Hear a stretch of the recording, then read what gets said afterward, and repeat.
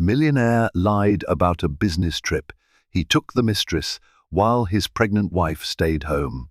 Have you ever glimpsed a life so meticulously polished that it seems impervious to heartbreak or scandal? This is the story of David Harrington, a charismatic millionaire celebrated for his business acumen, beloved by a wide circle of high society friends, and adored by his pregnant wife, Andrea. On the surface, his marriage sparkled with promise, a dream come true for anyone looking in from the outside. But behind the immaculate facade lay a secret so cunningly orchestrated that it would shake the foundations of trust, loyalty, and love. Brace yourself for revelations of betrayal, hidden rendezvous, and a shocking double life unfolding in plain sight. David Harrington was the kind of man many envied and some even worshipped. Every aspect of his life shone like a polished diamond, gleaming, unattainable, and deeply coveted. He wore designer suits cut to fit his lean frame, arrived at lavish galas in chauffeur-driven cars, and jetted around the globe on what he touted as vital business trips. But the cornerstone of his public image was his marriage to Andrea Sullivan Harrington, a kind-hearted woman who radiated an undeniable warmth that complemented David's magnetic allure. Andrea was 6 months pregnant with their first child, a baby boy they had already named Lucas. She had spent her early morning hours transforming one of the mansion's guest rooms into a serene nursery. Sunlight spilled through wide bay windows that overlooked an immaculately manicured garden. Vintage hot air balloon mobiles and pastel-colored wallpaper made the room feel like a storybook come to life. Andrea's heart brimmed with excitement for Lucas's arrival. She believed that his birth would only deepen the already profound love between her and David. Everyone in their affluent Atlanta neighborhood viewed them as the perfect couple. Neighbors spoke with hushed admiration about Andrea's philanthropic work, particularly her charity events aimed at helping underprivileged young mothers, and David's ability to spearhead cutting-edge business ventures. As CEO of Harrington Innovations, David had built a vast empire of tech products, lauded for their sleek designs and groundbreaking features. His financial success was apparent in every detail of the Harrington estate, from the ornate fountains in the front yard to the private wine cellar filled with rare vintages. When Andrea entertained guests in the sprawling living room, she would look to David with a mixture of pride and affection. He was her rock, the man she believed would do anything to protect her and their unborn child. She relished the security of their marriage, imagining that no turmoil could ever mar the serenity of their union. It was a blissful vision, one carefully curated and deeply believed by Andrea, and for a while, it felt real. Behind closed doors, David carried the burden of living up to others' lofty expectations. He was not just a wealthy entrepreneur. He was a man who had tasted respect from the world and had grown addicted to it. That addiction would prove to be as potent as any drug, for it demanded that he protect his image at all costs, even when his heart strayed from the moral path. One bright Wednesday morning, as Andrea savored a glass of freshly squeezed orange juice in their sunlit kitchen, David strode in, checking messages on his custom phone. His expensive cologne lingered in the air. Andrea smiled at him, her hand instinctively resting over her belly. The moment felt peaceful, ordinary in its simplicity. "I'm flying to Chicago this afternoon," David announced, his tone casual yet focused. "I've got some urgent negotiations with Daniel Friedman." Yes, that Friedman, one of the top legal consultants in the Midwest. "We're finalizing a partnership deal that could be huge for Harrington Innovations." Andrea's eyes lit up with a mixture of curiosity and excitement. "Daniel Friedman? You mentioned him before, haven't you? He's the one known for closing those multi-million-dollar contracts in record time, right?" David nodded, slipping his phone into his pocket. That's him. The trip should only take 3 days, maybe 4, if Friedman insists on a face-to-face with the rest of our partners. A flurry of emotions passed through Andrea, but ultimately she took comfort in the sincerity she still believed existed between them. She walked over and embraced him, inhaling his cologne, letting the sense of home and safety envelop her. "All right," she said softly, "just come back safe, and please remember to call." David kissed her forehead, his lips resting there a bit longer than usual. "I always do." In that singular moment, so tender and reassuring, Andrea felt more certain than ever that she had chosen the right man to marry. She imagined how David would be as a father, guiding their future son with patience and love. It never once crossed her mind that this business trip might be anything other than legitimate. David was her hero, her champion. The notion of him lying was unthinkable. As David slipped from her arms, a flicker of guilt shone briefly in his eyes, so quick and subtle that it might have been a trick of the morning light. Even so, Andrea was too enamored, too trusting to notice. She had spent the past 2 years building a life around this man, a life she believed was unassailable. The unborn child in her womb felt like further proof that they were on the right path. Little did she know that beneath David's polished exterior lurked a restlessness, a desire for new conquests. He was a man driven not just by ambition for success in business, but by the thrill of having it all: wealth, status, and power over his own narrative.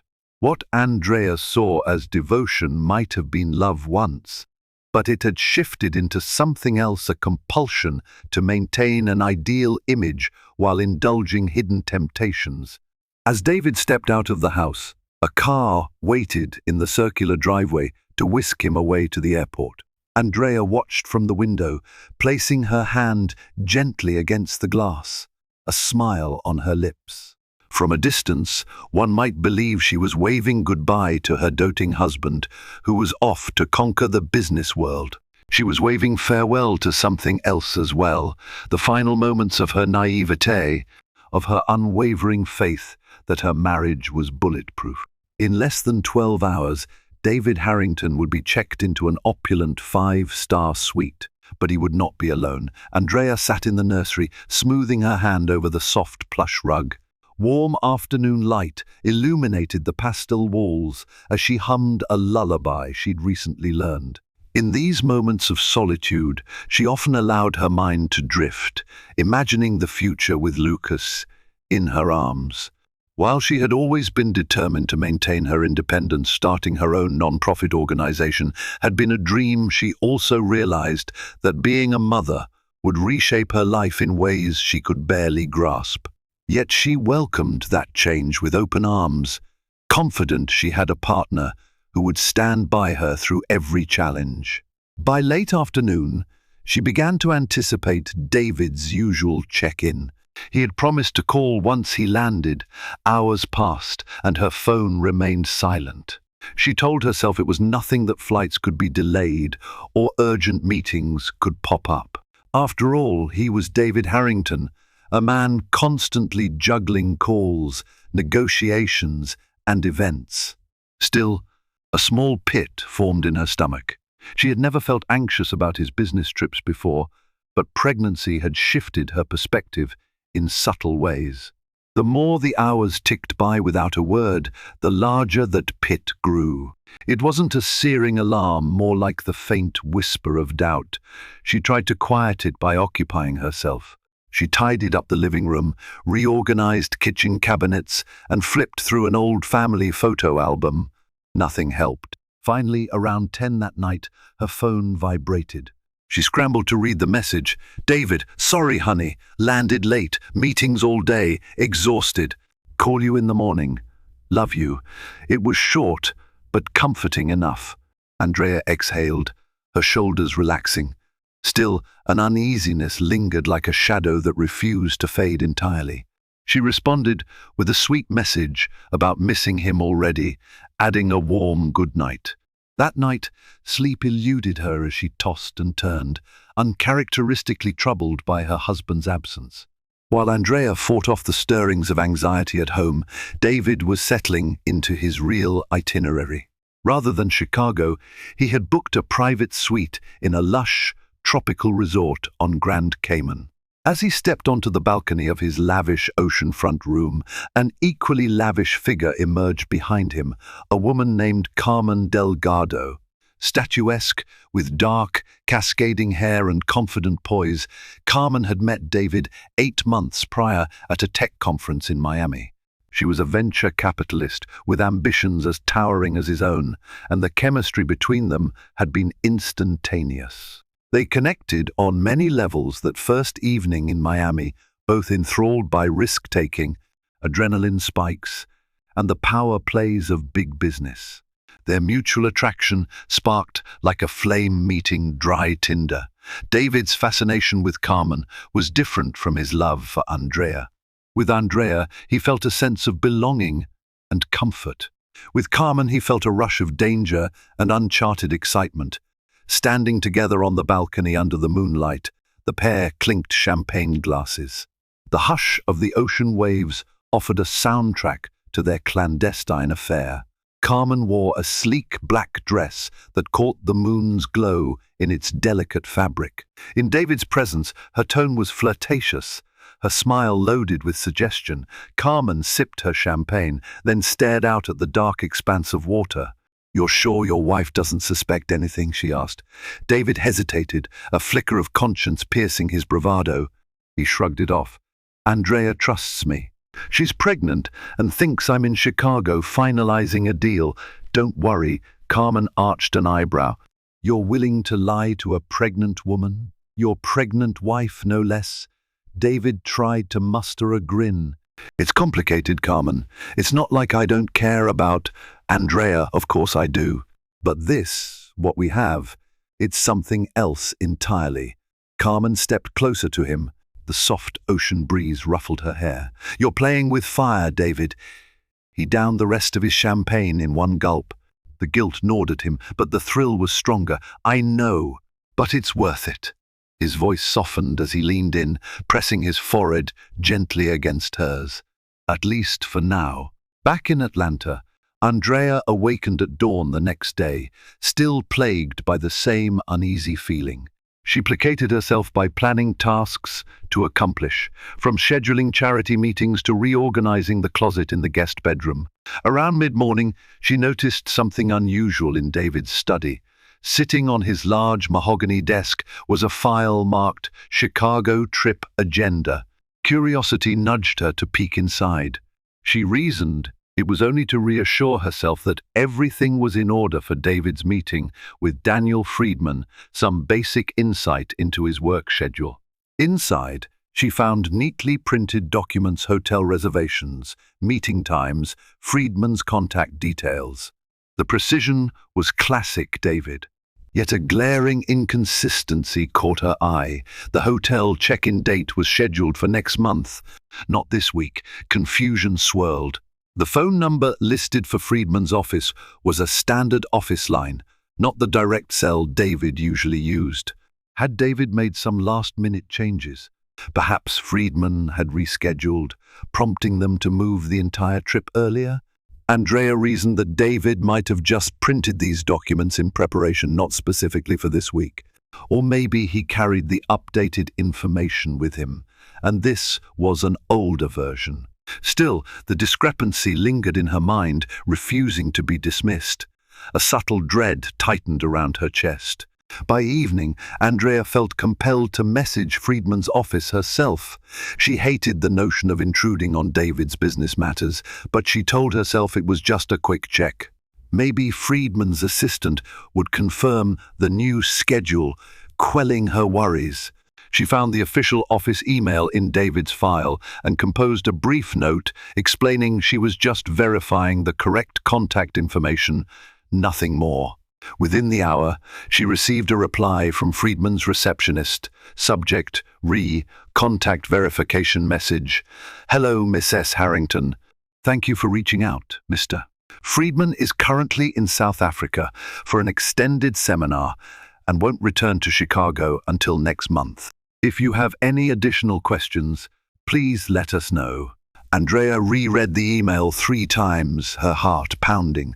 The words twisted like a knife in her gut. Friedman was in South Africa. David claimed he was meeting Friedman in Chicago that very week. Something was undeniably off. Panic rose, but denial shot through her just as quickly.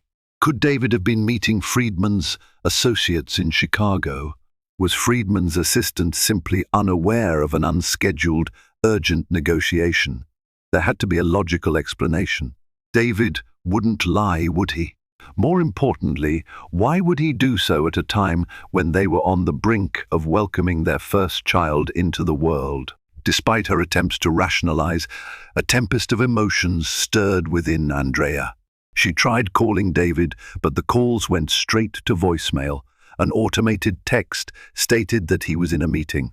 She breathed out slowly, trying to quell her nerves, telling herself she needed to remain calm for the baby's sake. Still, the seeds of doubt had been sown, and they were rapidly taking root. Amid this internal storm, Andrea thought back to their life together, how David had been attentive, seemingly loving, especially throughout her pregnancy. But now that sincerity seemed to be unraveling, she closed the file and placed it back exactly where she found it, as though leaving no trace of her discovery could somehow keep the cracks from widening. That night, Andrea lay in bed alone, her hand resting protectively over her swollen belly.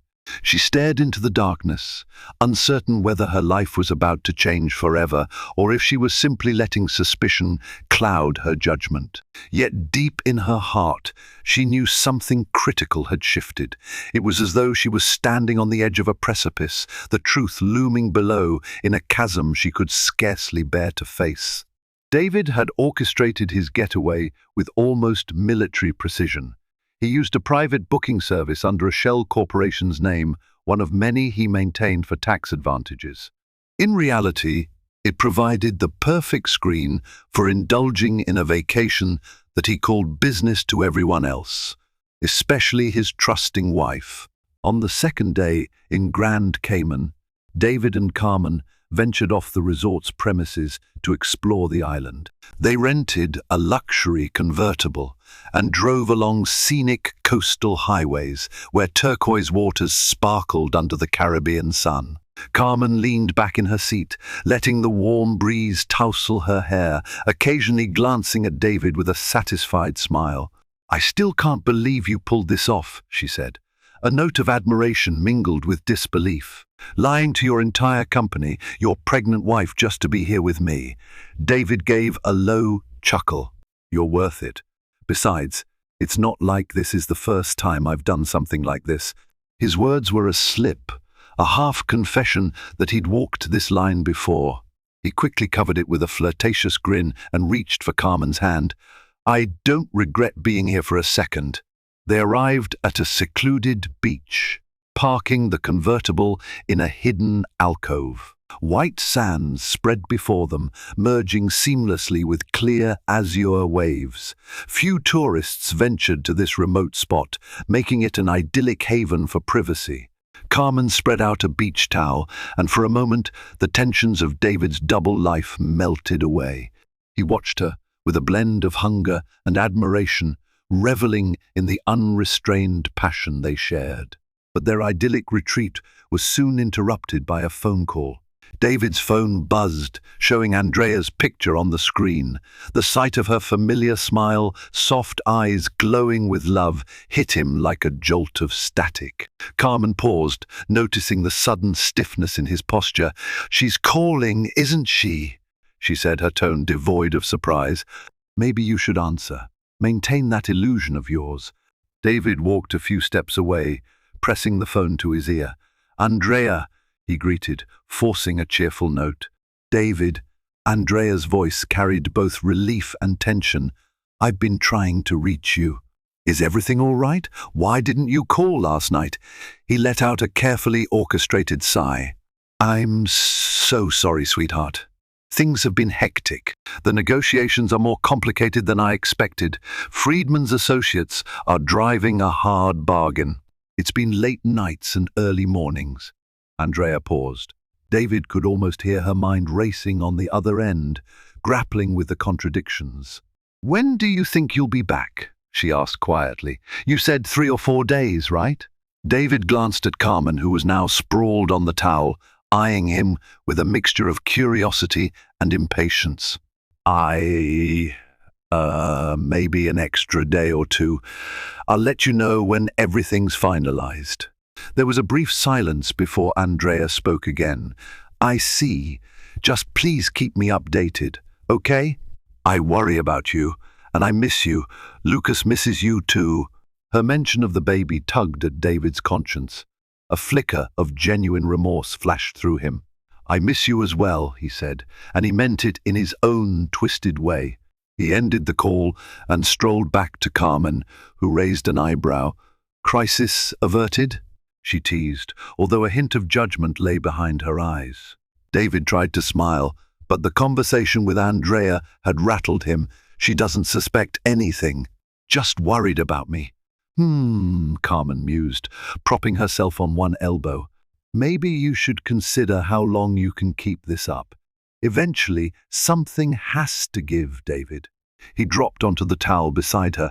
"I'll manage." "I always do," he murmured, more to convince himself than Carmen.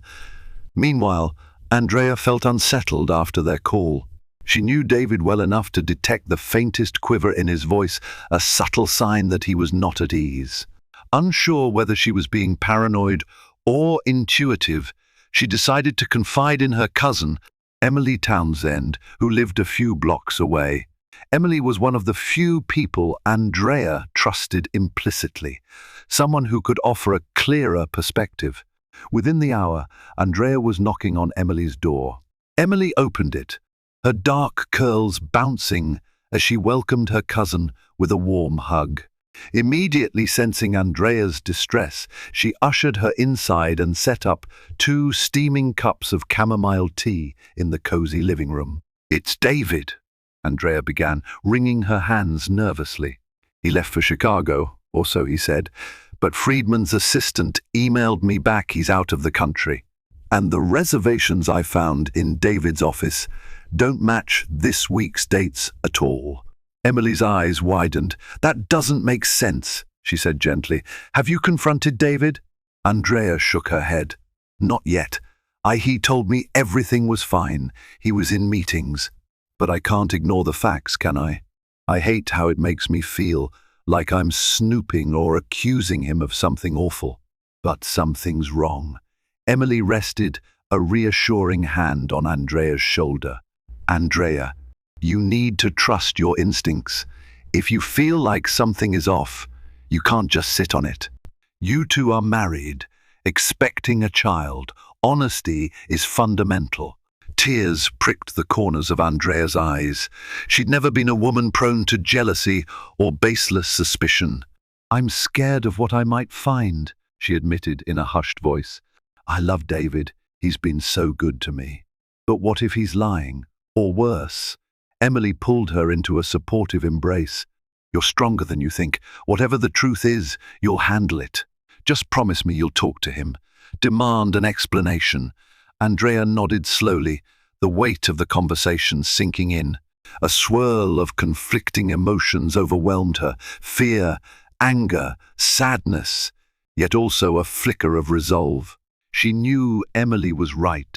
This was no time to cower in denial. She had to protect herself and her unborn child, even if it meant facing a devastating revelation. Back at the resort in Grand Cayman, David tried to chase away his guilt by immersing himself in the moment with Carmen. The two laughed over tropical cocktails at the pool bar, where a local reggae band played lively tunes under the starry sky. Carmen leaned in, whispering jokes in David's ear, occasionally stealing a playful kiss, as if their carefree bonding could blot out the moral quagmire. But even as David reveled in the stolen delight of their affair, he couldn't entirely repress the unsettling knowledge that he was orchestrating a betrayal of staggering proportions. With each new wave of pleasure came an undercurrent of self-loathing. When their night drew to a close, David lay awake in the plush bed, Carmen's head resting on his shoulder. In the darkness, thoughts of Andrea filled his mind, her genuine smile, her gentle spirit, and her swelling belly carrying the child they had created together. A silent question stabbed at his conscience. What kind of father am I going to be if this is how I conduct my life? Yet that question, haunting as it was, remained unanswered. David had walked too far down this path of deceit, and part of him believed that as long as he kept the lie airtight, he could have it all, the devoted wife at home and the thrilling mistress by his side. It was a dangerous equilibrium, perched on a razor's edge, destined to topple at the slightest misstep. But for now, the clock still ticked in his favor. He had more secrets to keep, more illusions to maintain. And as the gentle waves kissed the shore outside his window, David clung to the hope that he could avoid the looming catastrophe just a bit longer. Andrea spent the following day on edge, her emotional pendulum swinging between wanting to trust David and feeling an urgent need to uncover the truth. She wasn't one to pry, but the situation felt dire. At times she found herself replaying every conversation they'd had in the last few weeks, parsing his words and his tone for hidden meanings or subtle contradictions. She questioned whether she'd ignored earlier signs, moments when David's schedule seemed oddly flexible, or times when he appeared distant, even in her presence. In desperation, she confided in one more person, her best friend, Rachel Adams, a savvy journalist known for her keen, investigative instincts. If anyone could help her unearth what was happening, it would be Rachel. They met at a quiet cafe near the city's art district. After ordering tea and a small plate of pastries, Andrea recounted the entire ordeal, including the strange email exchange with Friedman's office. Rachel's expression grew serious. "Andrea, I'm sorry you have to deal with this while pregnant," she said gently. "I'm not going to sugarcoat it. If David is lying, you deserve to know." Andrea swallowed hard. "I just feel so guilty for even considering that he could be cheating. But I can't ignore the evidence." Rachel pursed her lips. "Evidence is precisely what we need more of. Let me help.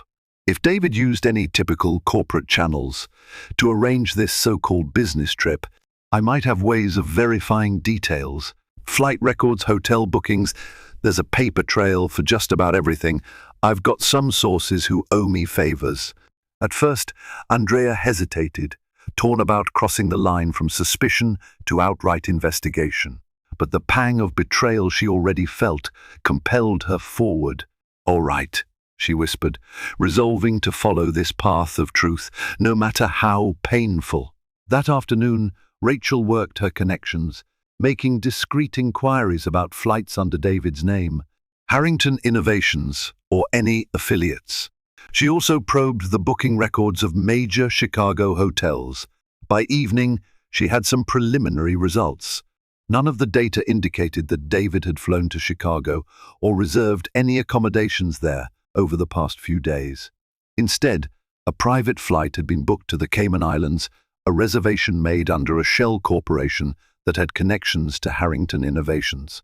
When Rachel shared her findings, Andrea felt her world tilt. She almost dropped her phone, hands trembling as she read the forwarded info. A cold wave of shock washed over her. The heartbreak loomed like a black storm cloud, pressing down on her chest until she could scarcely breathe.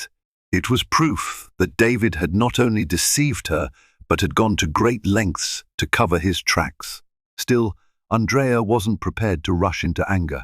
Her heart clung to one last futile hope that there could be some benign explanation, an investor retreat, perhaps, or a business event he hadn't wanted to disclose yet for strategic reasons.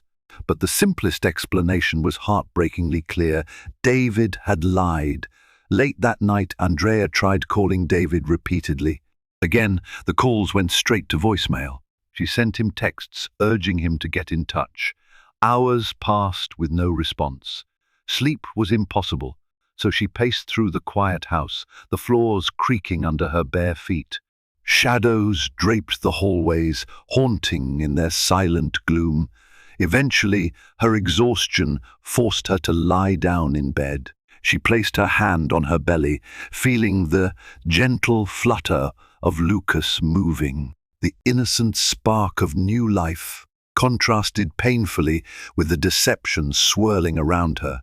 What if David came back tomorrow, calm as ever, offering some story about missed flights or lost phone signals? Would she confront him immediately or wait for the right moment? The thought alone strained her heart. Meanwhile, David's return to his resort suite was delayed by an impromptu visit to a high-end club on the island. He and Carmen had danced into the early hours under neon lights, half lost in the pounding bass of the music and the dizzying swirl of liquor. The night had been a blur of champagne toasts and flirtatious whispers. By the time they returned, they collapsed onto the plush bed, entangled in each other's arms, their phones cast aside. When David finally came to consciousness, the sun was already high in the sky, streaming through the floor to ceiling windows. He groaned, searching for his phone on the nightstand. A flood of missed calls and messages from Andrea greeted him. Guilt tightened around his throat. Carmen, sensing his mood, stirred awake. She watched him as he scanned the messages, her expression guarded. She called. David muttered, trying to keep his voice even. Many times. Carmen sat up, her hair falling over one shoulder. You should call her back, put her at ease. And say what? That I'm still in a Chicago hotel room, about to meet Friedman any minute? He scoffed at his own predicament. The lie was growing unwieldy, a tangled web that threatened to ensnare him. Carmen observed him for a moment. Listen, David, you've been honest with me that you don't intend to leave your wife. This fling, whatever you want to call it, has always been about excitement, right? But if this is too stressful for you, maybe it's time to reconsider. Her tone was calm, unemotional, as though evaluating a business contract. David sighed, leaning his head against the headboard. He knew that in any other situation, he'd admire Carmen's level-headed approach. I just need to make sure everything stays under control, he insisted. Though the conviction in his voice wavered, Carmen shrugged.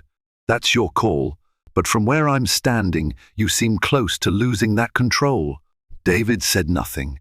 He rose from the bed, grabbed his phone, and walked to the balcony. The sea breeze did little to soothe his growing panic. He read through Andrea's messages again. Andrea 2, 14 am, David. Please call me. I'm worried. I need to talk to you. Andrea 5, 46 am. Where are you? I've been up all night. Please, just tell me you're safe. The final text was the one that stabbed him the deepest. Andrea 7:03 am. I can't do this alone. If you love me, be honest, please. He typed a message back, his fingers trembling. David 8:22 am. I'm sorry. I got stuck in back-to-back meetings and my phone died. Flying back tomorrow. Will explain everything when I'm home. I love you. He knew the words were hollow, but they were all he could manage. He pressed send, inhaling sharply. Perhaps if he cut the trip short, he could salvage the situation. Yet even as he made up his mind, a heavy dread settled in his chest. Andrea was not naive. If she had begun to suspect, he'd have to craft an even more elaborate cover story. Worse, he sensed the threads unraveling no matter how hard he tried. The truth was dangerously close to surfacing. Back in Atlanta, Andrea read David's message and felt no comfort in his excuses. Her heart pounded with the abrupt realization that she would confront him directly the instant he walked through their front door. She could no longer deny that he was lying. Rage, heartbreak, and fear threatened to engulf her, but she drew on an inner resolve she never knew she possessed. I deserve the truth. Lucas deserves the truth. Andrea closed her eyes, tears slipping down her cheeks. She wondered if the life she had painstakingly built with David was a fragile illusion, a glass castle that had finally begun to crack. She wasn't sure what would emerge from the ruins once it came crashing down, but one thing was certain. The confrontation she had been dreading was now inevitable. David arrived home the next evening, stepping through the grand front doors with a forced air of normalcy. He wore a crisp business suit, his tie slightly loosened as though he had just disembarked from a domestic flight. A black leather briefcase hung from his hand. Andrea waited in the foyer, her arms crossed over her swollen belly. The moment their eyes met, a charged silence thickened the air. "Hey, honey," David tried, forcing a small smile that wavered under Andrea's icy stare. "I'm sorry for all the chaos. That trip was, spare me the pleasantries." Andrea cut him off, her tone unusually sharp. She lifted her phone, screen facing him. "I know you weren't in Chicago. The question is, where were you?" David froze. His polished mask cracked, revealing a flicker of panic. "Andrea, it's not what you think," he stammered. "You have no idea what I think," she said in a trembling voice. "I called Friedman's office. He's out of the country. I looked for your hotel reservation. There was none. You left me here, pregnant, alone, and you lied to me. Again, David, where were you?" He swallowed, mind racing. He was a master at negotiations, a seasoned manipulator in business, but standing before Andrea's anguished eyes, his usual swagger deserted him.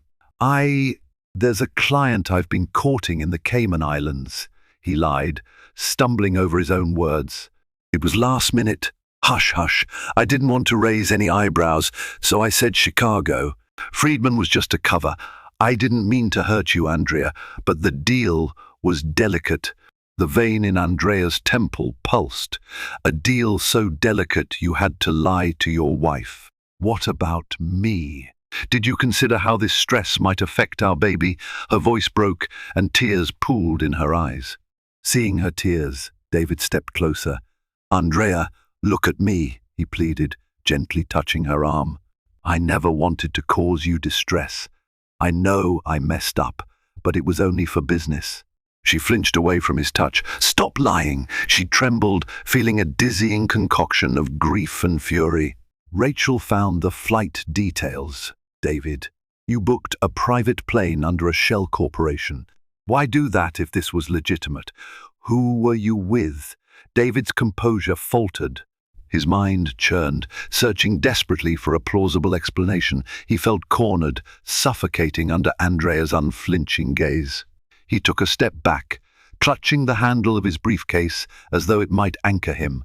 Before he could answer, Andrea hurled the next accusation like a spear. "Is there someone else?" Her voice cracked with pain. "Tell me the truth, right here, right now." For a moment, David considered denying everything, weaving another story. But the anguish in Andrea's eyes made that lie stick in his throat. He glanced at her pregnant belly, the child he was meant to protect. The memory of Carmen's parting kiss at the airport fluttered through his mind, colliding with the sight of Andrea's tears. The guilt was overwhelming. He couldn't muster a complete confession, but he offered a partial truth. "I met someone several months ago, Andrea. It was never supposed to be serious," but he looked away, shame burning his cheeks. Andrea gasped, her hand flying to her mouth. "Oh my God, David!" Tears streamed down her face, and a palpable wave of anguish filled the room. For a moment, she couldn't breathe. She had suspected, but hearing him admit it shattered something deep within her. He made a feeble attempt to justify his betrayal. "I never wanted this. Things just got out of hand. I swear it's over, Andrea, or it will be. I'll fix this."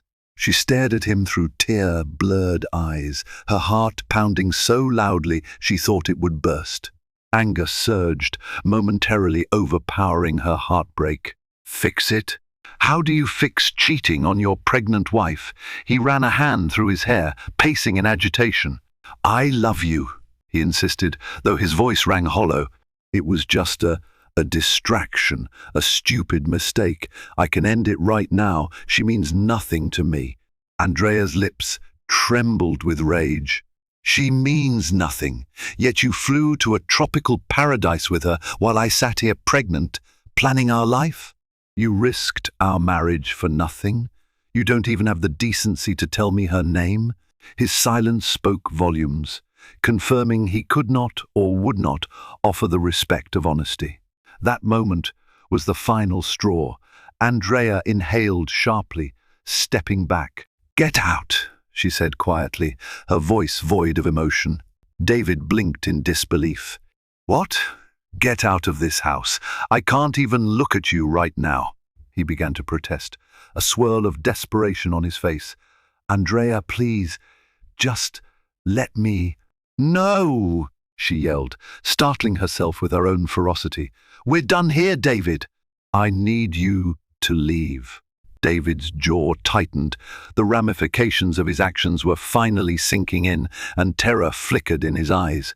But Andrea's unwavering stance told him that arguing would only deepen the chasm. He slowly set his briefcase on the ground, hands raised in a half-surrender.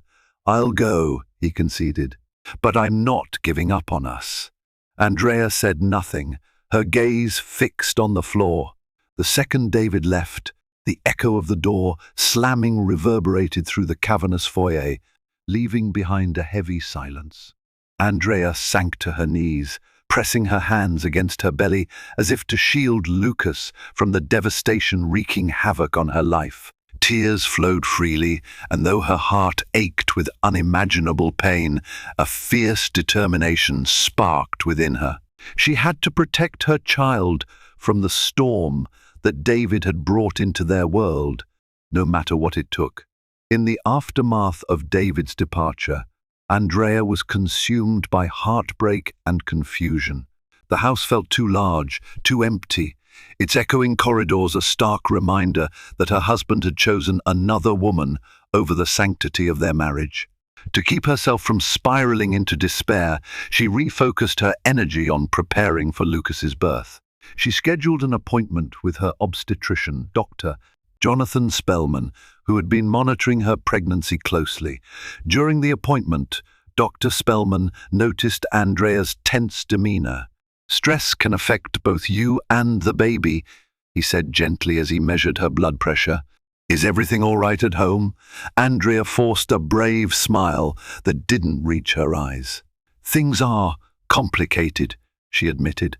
Her thoughts drifted to David's betrayal, and a dull ache pulsed in her chest. She resolved to protect Lucas from the fallout, even if that meant braving the storm alone.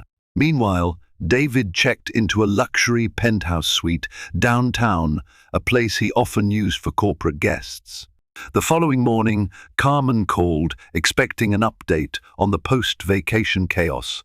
David hesitated before answering. He'd always found her directness refreshing, but now it felt like a stabbing reminder of the deception he'd woven. "How's your wife?" Carmen asked, voice cool. "Did you spin another story or finally tell her the truth?" David's jaw clenched. He wasn't in the mood for her nonchalant attitude. "She knows about us, at least partly," he said tightly. "She kicked me out." Carmen sighed. "I told you this was dangerous. Are you planning to reconcile or—" He cut her off. "That's none of your concern," he snapped, feeling a wave of irritation.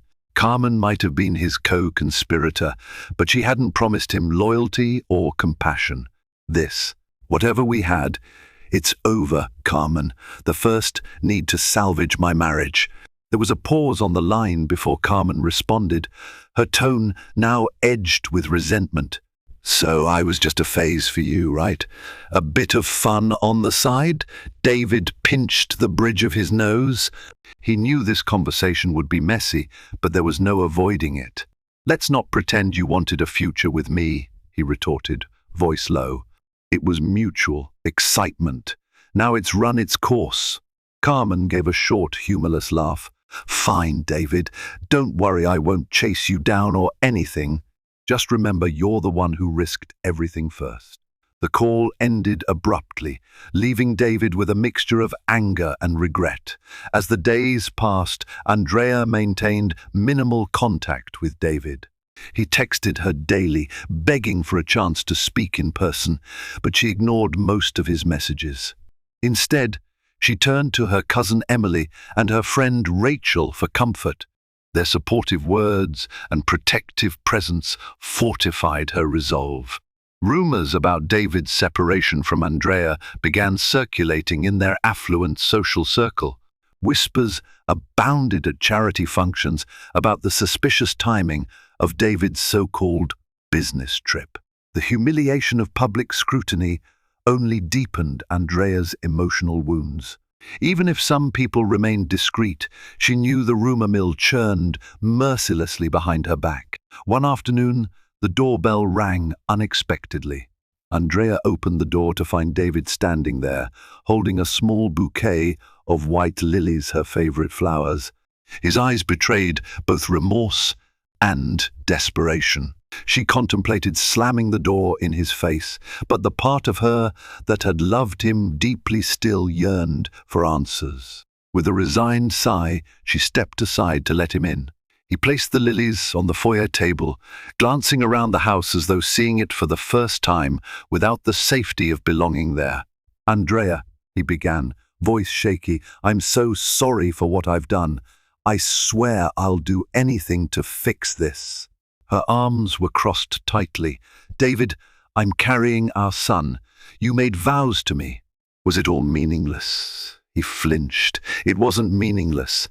I got swept up in something. I can't justify it. He trailed off, struggling for words that would make sense of the chaos he'd unleashed. "Who is she?" Andrea demanded, her voice strangled. "The woman you flew to the Caymans with?" David swallowed hard. "Her name is Carmen Delgado. She's a venture capitalist. I met her at a conference." "It was an affair, Andrea, but it's not ongoing anymore. I ended it. I love you." Andrea's laugh was bitter. "You love me, yet you betrayed me. While I'm pregnant, no less. Do you know how humiliating it was to piece this together? Do you realize how you've hurt me?" Tears brimmed in David's eyes. He had never been one to cry easily, but the magnitude of his betrayal was inescapable. "I know I can't change what I've done, but I promise I'll spend every day making it up to you, if you'll let me." Andrea stared at him, searching his face for sincerity. "How can I ever trust you again?" she whispered, fighting the tears that threatened to spill. "You lied so easily, David, about everything." He reached for her hand, but she drew it away. "Please," he pleaded, "let me move back in. Let me show you I can be the husband and father you deserve. I'll do therapy, counseling, anything." She inhaled shakily, her heart torn. She did not want to make a life-altering decision in the throes of anguish, but the hurt was too vast. "I need time," she managed, voice trembling. "Right now, you should go." He glanced at the lilies, then back at Andrea, his eyes hollow. Realizing she was resolute, he nodded slowly and backed away. Once he was gone, Andrea sank against the wall, pressing her hands to her face. She didn't know what her future held, whether there was a path to forgiveness, or if her marriage was permanently fractured. Either choice carried immense weight, and she was terrified of making the wrong move for herself and for Lucas. Yet in her heart, a small ember of defiance glowed. She had survived the initial discovery of David's betrayal, and she refused to be broken by it. She might not know what the next chapter would bring, but she vowed to face it with courage. Whether David would be part of that future remained uncertain, but one thing was clear: Andrea was determined to protect the sanctity of her life and her child's, even if it meant forging a new path without the man she once believed was her forever. Days stretched into weeks, and Andrea navigated her final trimester alone. She and David communicated only through brief texts about practical matters, doctor's appointments, bills, and logistical details about the baby's room. Andrea took a leave from most of her charitable activities, unwilling to face the gossip that trailed in her wake. Her evenings were spent reading about childbirth, practicing calming techniques, and preparing the nursery for Lucas's arrival. Despite the turmoil, she clung to the knowledge that her child was an innocent life deserving of stability and love. David, meanwhile, found himself spiraling in a haze of guilt and regret. He spent hours in his penthouse each day, rereading old text conversations with Andrea, flipping through wedding photographs, and trying to recall when exactly their perfect life had started to crumble. He arranged for weekly sessions with a marriage counselor, Dr. Melissa Reinhardt, who specialized in repairing relationships scarred by infidelity. Andrea refused to attend initially. She needed to regain her own sense of self before considering couples therapy. Nonetheless, David persisted, hoping that if he demonstrated genuine effort, Andrea might eventually join him. During one such session, Dr. Reinhardt challenged him. "David, are you fully prepared for the possibility that Andrea may never forgive you? That your marriage might end?" He swallowed hard. "I'm prepared for anything, as long as I can say I tried my best to make amends." The words tasted bitter. Regret weighed on him, and for the first time he truly recognized the unbridgeable chasm he might have created. Meanwhile, Andrea confided in Emily and Rachel, leaning on them as her due date approached. Emily helped Andrea pack a hospital bag, including baby clothes, soft blankets, and a little teddy bear embroidered with Lucas's name. Rachel offered moral support, reminding Andrea of her strength and resilience. When conversation inevitably veered toward David, Andrea's voice softened with a mix of sorrow and anger. She missed the man she thought she knew, but she remained uncertain whether he still existed or if she had ever truly known him at all. One evening, as Andrea was about to head to bed, the doorbell rang again. This time it was Carmen Delgado. Andrea froze, adrenaline spiking. She recognized the face from the photographs Rachel had shown her. Carmen stood on the porch, hair swept back in an elegant twist, an unexpectedly apologetic expression on her face. "What are you doing here?" Andrea asked, her voice low. Her heart pounded so loudly she could barely hear. Carmen clasped her hands together. "I'm not here to cause trouble, I promise. May I come in for a moment?" Andrea hesitated, then exhaled and stepped aside, albeit reluctantly. She led Carmen into the living room. They sat down on opposite ends of the sofa, tension crackling in the air. For a long minute, neither spoke. Andrea's hand instinctively rested on her belly, protective even in this final stretch of her pregnancy. Finally, Carmen cleared her throat. "I came to say I'm sorry. I don't expect forgiveness from you, and I know my words may not matter, but I wanted to apologize." Andrea's pulse throbbed in her temples. "You got involved with a married man," she said, voice thick with anger and sorrow. "A man who was about to become a father." Carmen nodded, her gaze fixed on the floor. "I did. David told me you two had grown distant, that it was complicated. I chose to believe him. That doesn't excuse what I did, but I need you to know, when I realized the extent of his lies and that you were pregnant, I ended it." He tried to keep it going, but I refused. It felt too wrong. Andrea's emotions churned: disgust, betrayal, relief that this woman, at least, had some semblance of conscience. "Why come here now?" "Because I've seen what this has done to David," Carmen replied quietly. "And you?" "I've heard the rumors, the hushed whispers. I don't want this to destroy the both of you. People make mistakes, terrible mistakes. If there's any chance you two can find a way forward, I wanted to urge you to try." Andrea laughed bitterly. "That's not really up to you, is it?" Carmen shook her head. "No, it's not. But if there's even a shred of love left, don't let it slip away without a fight. David is remorseful, desperate to atone. Whether you can forgive him or not, that's your choice. I just wanted you to know he's not trying to maintain contact with me. He's fighting for you." Andrea bristled. "You're telling me he's fighting for me? He fought for you when he lied to my face, making me believe he was in Chicago while the two of you enjoyed a tropical vacation together." Carmen grimaced. "I understand your anger," she said softly. "I'm not asking for your understanding or sympathy. I just didn't want to vanish without saying I'm sorry." A part of Andrea wanted to scream at Carmen, to unleash the torrent of betrayal and heartbreak that had been eating her alive. Another part felt an inexplicable sense of pity for the woman before her. Carmen, too, had believed David's manipulations, had become entangled in his web of deceit. Ultimately, Andrea's anger flared hotter. The memory of David's betrayal burned bright, overshadowing any empathy she might have felt. "Thank you for your apology," Andrea said tersely, standing up.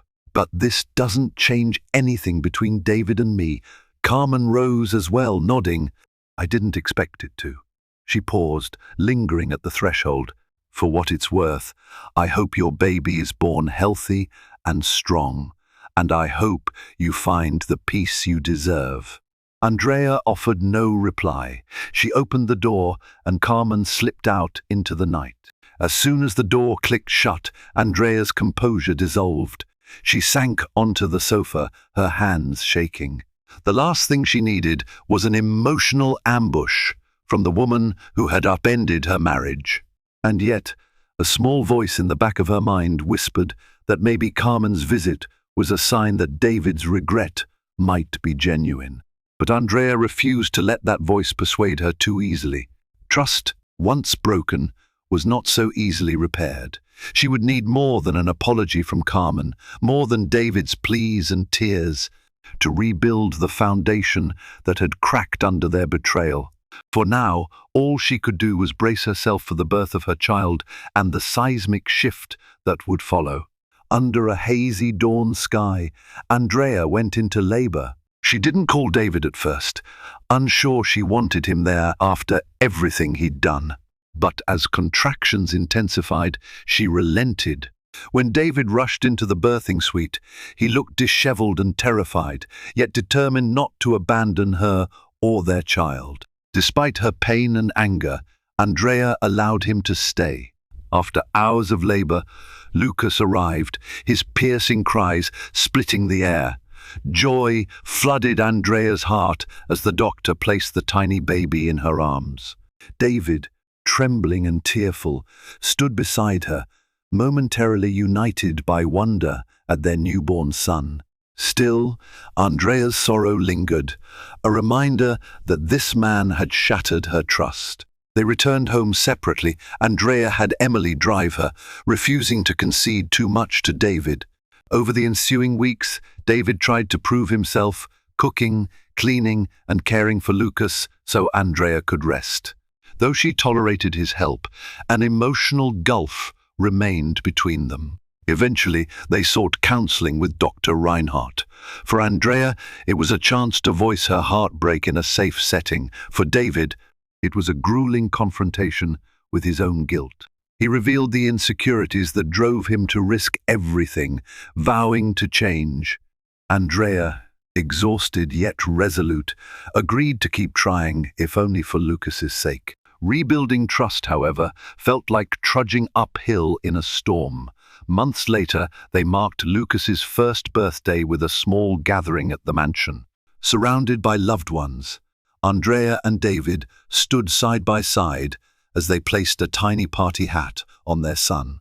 Glancing at David, Andrea felt a faint spark of warmth. Though she still wrestled with lingering pain, the moment hinted at a fragile new beginning, whether or not they chose to face it together. Despite the heartbreak, the fury, and the shattered illusions, Andrea discovered a tenacious resolve within herself, one she never knew existed.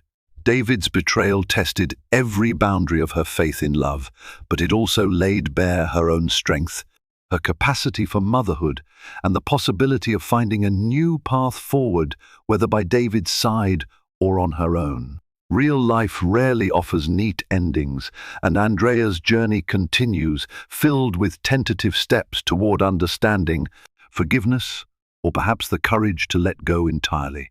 If this gripping tale of deceit and redemption moved you, please show your support by liking this video, sharing it with friends, and subscribing to the channel. Your engagement helps bring more powerful stories to life. Let's spread the lessons of resilience, hope, and the inner strength we all can summon when faced with life's toughest trials. Thank you for watching.